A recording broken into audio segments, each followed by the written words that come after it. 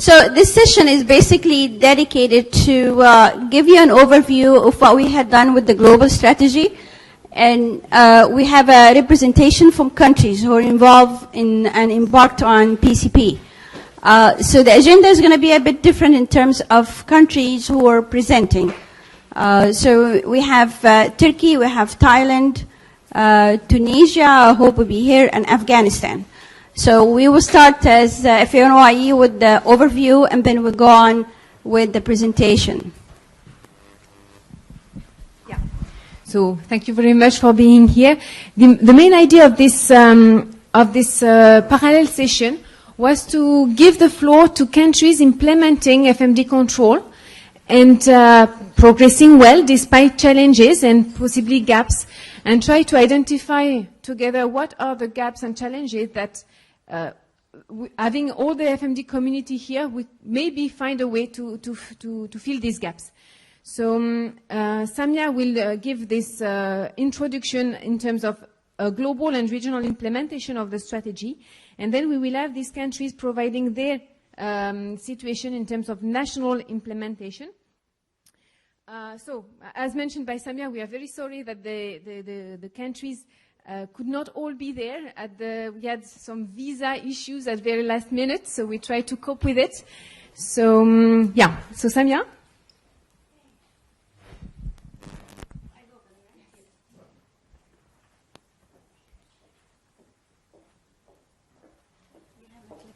This one.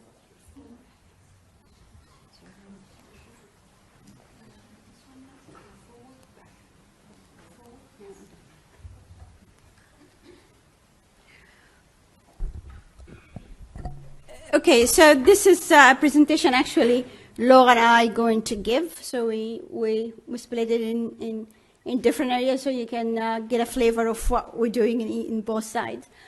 So this is a big, maybe looking from the bird eyes of what we have done with the global strategy. And here it's a representation from the FMD working group, that's FANOIE, and there's the name of the current working group. And we have a change of members, but it continue as a very active group implementing FMD control. So what I'm going to try to cover in a nutshell, what we were doing for the implementation, what is the update, what we achieved so far, and some tools and guidelines we developed, and then some priorities that we picked up during meeting with countries, what their interest is, what I would call it priorities / gaps / challenges. So it's a bulk of issue that we face, and you actually repeated among regions, so you could get an idea, and I think in contribution would be good for session 10 that we have on Friday to continue what we're starting here. So some of you probably familiar with the global strategy, but it is a strategy developed in 2012 with the idea to reduce the burden of FMD and to protect the free status of those countries able to attain it. And we're using the PCP as the backbone for implementation of a strategy. So it's just providing guiding to the country on how to move. So you're probably familiar with PCP from 0 to 5, but we're basically, for the strategy, we're focusing on stage 1, 2, and 3. With the principle is risk management, basically, and monitoring. That's what we're doing at different stage. And we're trying to have enabling environment for country to move from one stage to the other.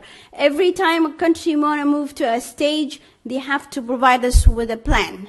So the working group, in addition to EuFMD expert, we look at the plan and see if it's really feasible plan for implementation of that activity for that stage. So we have a risk assessment plan to get into stage 1, risk-based strategic plan to go stage 2, and national control plan to go to stage 3. After that, 4 and 5, this is probably a national plan that goes to OIE. So global strategy has 3 components, FMD proper, we call it, control other transboundary animal diseases, and improve veterinary service, PVS. So how did we get to think of how to implement this big initiative? So we slice it into global, regional, and national. For the global, we have the existing global working group who actually help in developing the strategy. And then we have a network. We have the laboratory network. That's the one that Don was talking about this morning. So this is very, very important for the implementation of maybe achieving something with FMD control. And we would like to also formulate a global epidemiology network. This has not been done yet. For the regional initiative, we're getting the countries together in a called roadmap. And we'll talk about this in a little bit. Then we have, in every region, we trying to establish an active regional lab and epidemiology network. And they're very important to feed into each country and how things should be done. So this is a representation from each country of the region to get together and have a plan for the year, and they present their activity at the roadmap meeting. For the national side, as I said, the PCP, also we help country to invest, help them to write maybe the plan, the control plan. Actually, the writing can be submitted to a donor because it does have a budget, it has all the information to get some funding to support their funding. We're trying to get the country to invest themselves instead of saying, okay, here's a budget from this donor, and when the money's out, nothing happened after that. So we're trying to get the country engaged in that process. And then we give a webinar, and this is supported by EuFMD and our workshop as well. Okay, this is the format of the roadmap. What you need to know about this slide, we get the countries together, the CVOs. We invite the CVOs and a representative, an expert of FMD to that map from each country. So this is an example of West Eurasia roadmap. You can see participation, a lot of people with ties, very few people, very few women, huh? But that's what we get most of the time. And then you get together, and we have they elect what we call regional advisory group, a group to help in doing the assessment for country advancing among PCP stages. So we have 3 CVOs and the AP and the lab network leaders. They are very key in doing the assessment. So for the assessment, we ask country to fill out a questionnaire and to present during that meeting. And then we do an interview to ask questions about how they're going, what they need, if they need support, what issues they have, and how could we help them to achieve their goal, objectives, because every country got a new their objective for the control. Okay, so this is what we have done so far. Yeah, you've seen the virus pool. We sliced it a bit different.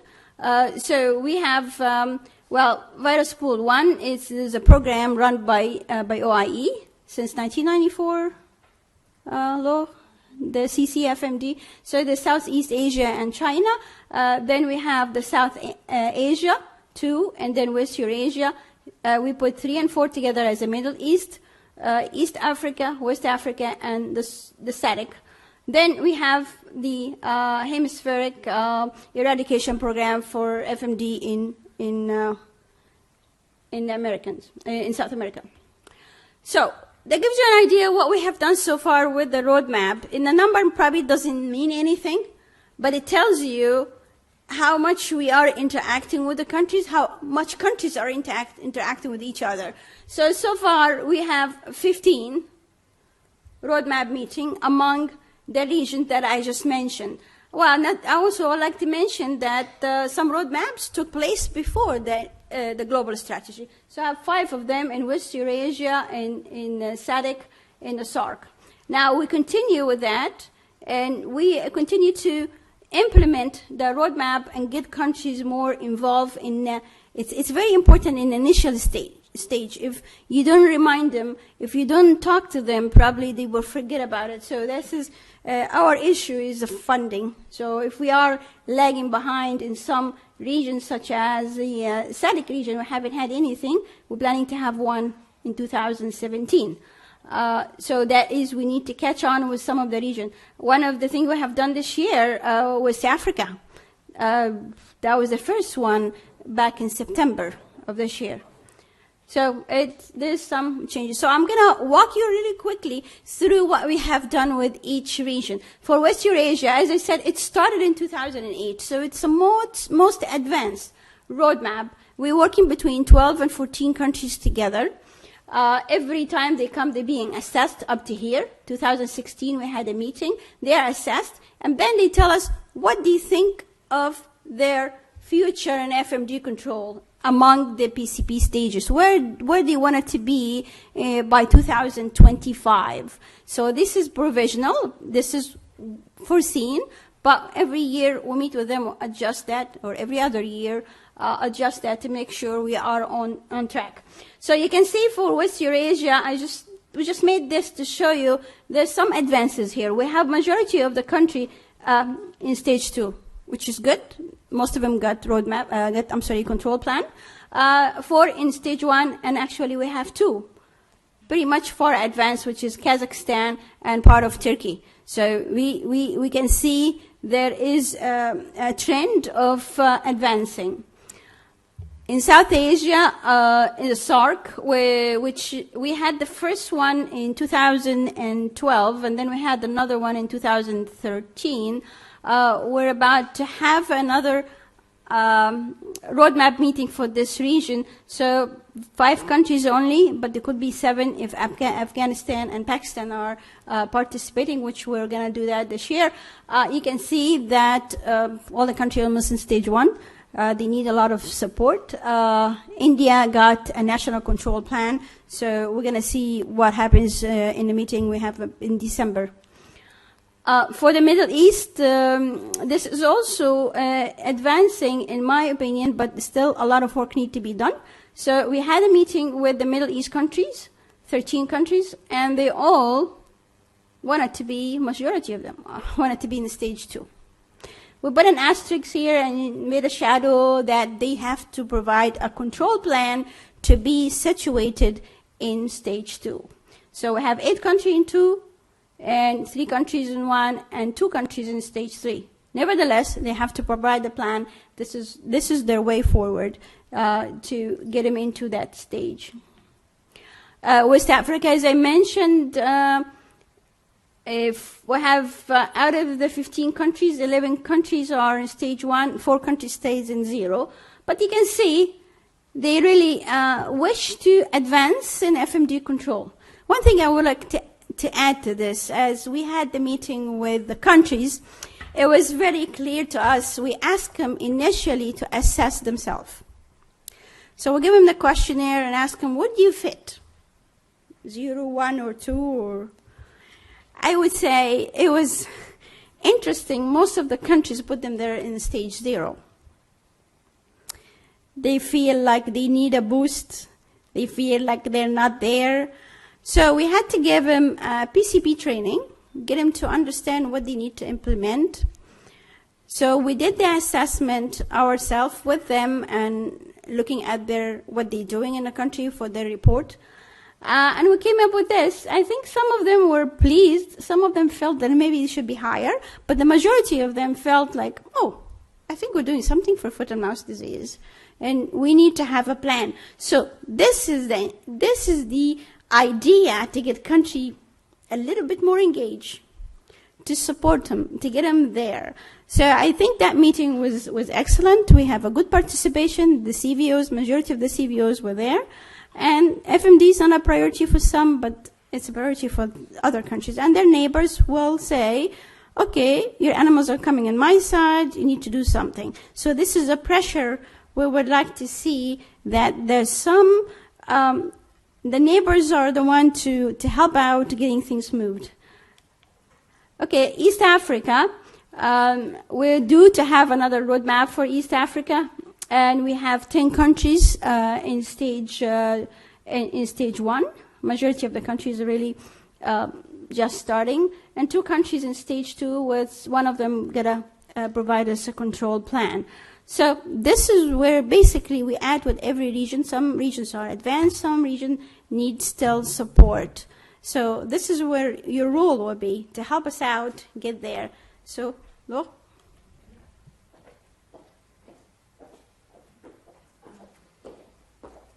So this is just to summarize the evolution between the launch of the strategy in 2012 and where we are today in 2016 in the region where PCP roadmaps have been conducted. So kind of a progress in 4 years, not a tremendous progress, but at least some progress. It's also, we have also to be clear that FMD is not the easiest one to control and to eradicate, so it's logic that we progress slowly. You may have seen that in the table with the colors, the progression is quite slow when it's still assessed, and then it's become very quickly to the green parts when country try to explore the future and try to evaluate where they could be in the future. So maybe sometimes they are a bit optimistic, but it's also a sign that they are willing to progress on FMD. So we have mainly discussed until now on the countries for which we conduct some roadmaps using the PCP tool. But there's, as you've seen on the global map showing the pool, there's other regions that do not use the PCP and are still working a lot to implement the strategy using other tools. So one of them is Southern Africa. So we are planning a PCP roadmap more in the northern part of Southern Africa, but for the part really in the south, we have some islands that are or that were historically free from FMD. And we have all the southern peak of Africa where they put a lot of efforts to control FMD despite the presence of wild buffaloes, African buffaloes, mainly linked to the interest they have for imports. So this is the roadmap that was conducted in 2011. So, well, they were extremely optimistic, as you can see at that stage, and you could see that a lot of countries were seeing themselves as free from FMD in 2016, while we know now that, well, we may need to reconsider the states. So that is also the reason why we would like to have funding to go in this region and to try to see how we can work together. For Southeast Asia, so we have this CCFMD campaign. So if you want more information, we have you in the room that is in charge on the OIE side of this campaign. She works in the OIE office in Bangkok. But briefly to mention that this region is, well, FMD is one of the priority of the region. There's a lot of countries. Well, you can differentiate the islands, which are free, from the continent, which is infected. We see a lot of efforts being done by countries providing some control plans, including for endorsement by the OIE. But despite all the efforts, it's still a region where FMD is circulating a lot, despite also a lot of money from donors. And it's also something that I would like to highlight here. The needs has to come from the country. The country have to identify the needs, and then we can have some research, some projects on this. But if countries arrive with their researcher because they are interested in the data of a country with a lot of money, focusing on a specific region, we may spend a lot of money for, at the end, a very low progress.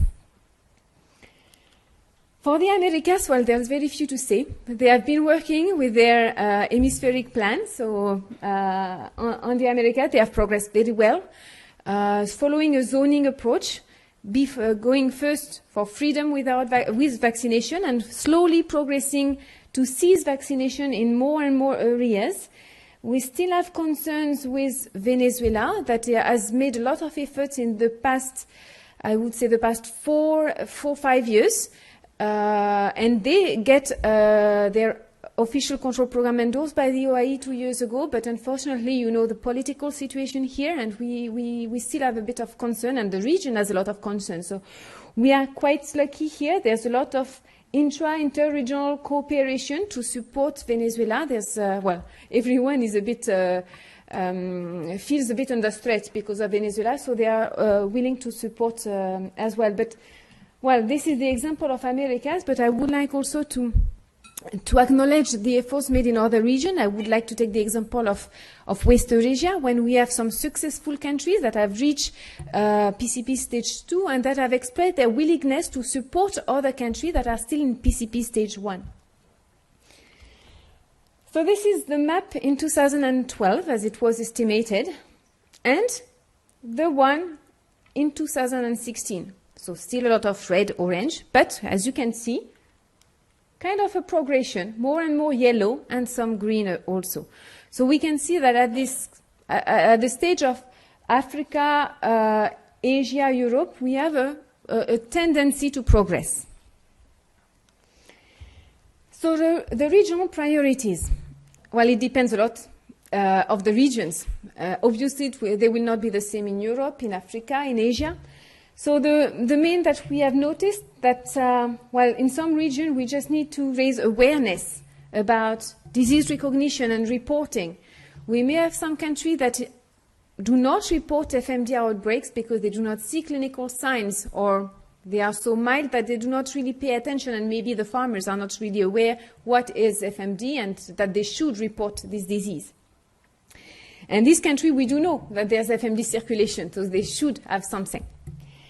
While generally the surveillance can be a priority and a challenge for a lot of countries, and the diagnosis of FMD at lab level.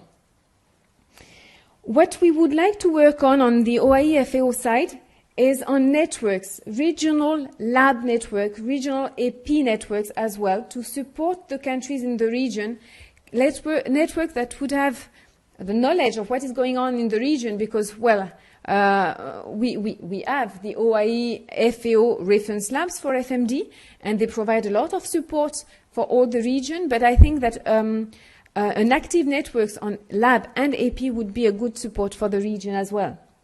So some networks are very active in some regions, some are less. There's a lot of challenges in vaccine matching and vaccine quality as well.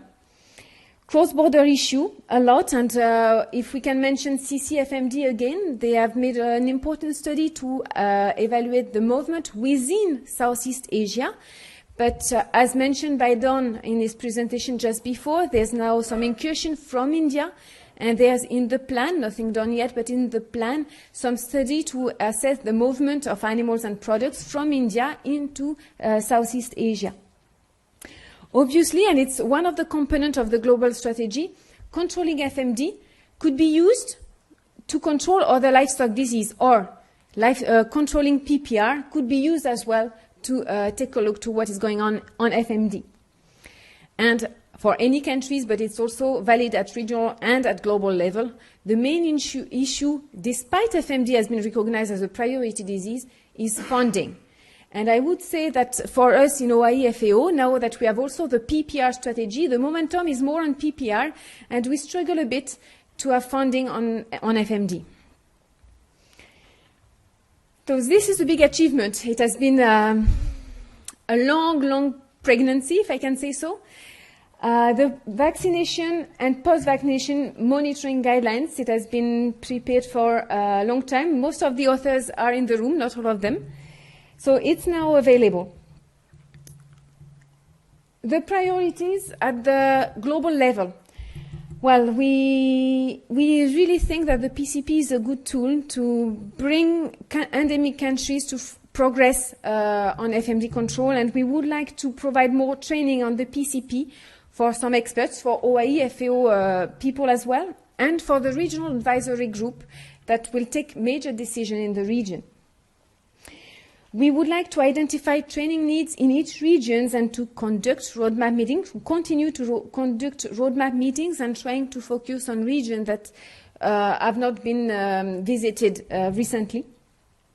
There's also a plan to have five 5-year vision, a 5-year plan to guide ourselves in the way we try to implement the strategy at global and regional levels. And more in the tools, we are working on a revision of the PCP guidelines and on a risk assessment plan that is being drafted. So today, after this talk, the countries will take the floor and will explain what is the situation in their country, what are the challenges they are faced. And this discussion will be continued on Friday in the session, parallel session number 10. And we will discuss the way forward to FMD freedom, and hopefully you will be numerous at this session to try to figure out how we can support this country to fill the gaps and to solve the challenges they face. There's also another project. The FMD working group received some requests from countries that are willing to have some expertise, to receive expertise at national level. But we cannot do that alone. We have not this expertise, we have not enough time. So we need to combine, to have a global expert group. And I think in the room there's probably a lot of experts that could be candidate for this global expert group. So if ever you are interested in to participate in that, you can send your CV to the 2 addresses that are here. And if you are not comfortable with the PCP, that's not an issue, because we plan to train, with the support of EuFMD, these new experts to the PCP. So thank you very much for your attention, and I'm happy to let the floor to the countries now. Thanks.